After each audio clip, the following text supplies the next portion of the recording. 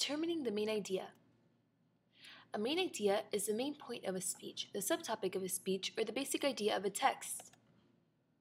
In order to determine the main idea, I have picked a passage on page 336, chapter 12, Empires in East Asia, from my history textbook.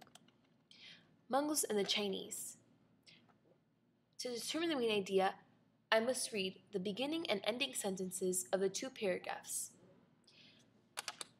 The Mongol rulers had little in common with their Chinese subjects. Now the ending sentence of my first paragraph. The Mongols believed that the foreigners were more trustworthy since they had no local loyalties. And now the beginning sentence of my second paragraph. Despite his differences with the Chinese, Kublai Khan was an able leader. And now the ending sentence of my second paragraph. These land and water routes ensure the north a steady supply of grain and other goods from the southern heartland. Now that I have the beginning and ending sentences of my two paragraphs, I can list the main points that I retained from them. The Mongols didn't share many similarities with the people of China. The Mongols trusted foreigners because they had no local relationships. Kublai Khan had his differences with the Chinese, but he was able to rule steadily. Routes made trade between the north and the south easier. Now I will be reading the whole passage. The Mongol rulers had little in common with their Chinese subjects. Because of their differences, the Mongols kept their separate identity. Mongols lived apart from the Chinese and obeyed different laws. They cut the Chinese out of the high government offices, although they retained as many Chinese officials as possible to serve on the local level. Most of the highest government posts went to the Mongols or to the foreigners. The Mongols believed that foreigners were more trustworthy since they had no local loyalties. Despite his differences with the Chinese, Kublai Khan was an able leader.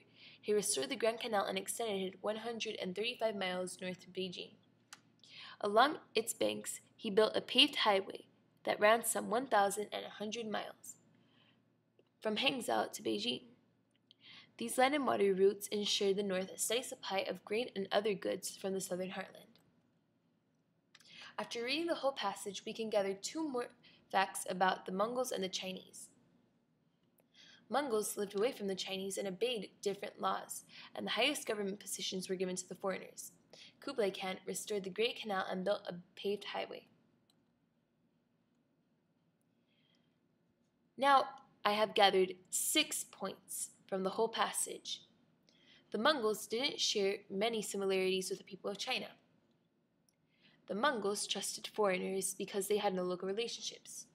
Kublai Khan had his differences with the Chinese, but he was able to rule steadily. Routes made the trade between the north and south easier. Mongols lived away from the Chinese and obeyed different laws, and the highest government positions were given to foreigners. Kublai Khan restored the Great Canal and built a paved highway. With these 6 main points, I can come to the conclusion of one main idea. This main idea is the main idea of the whole passage.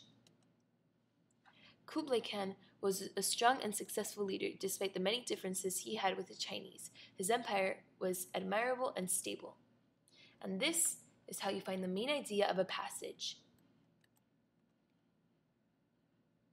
Thank you for watching.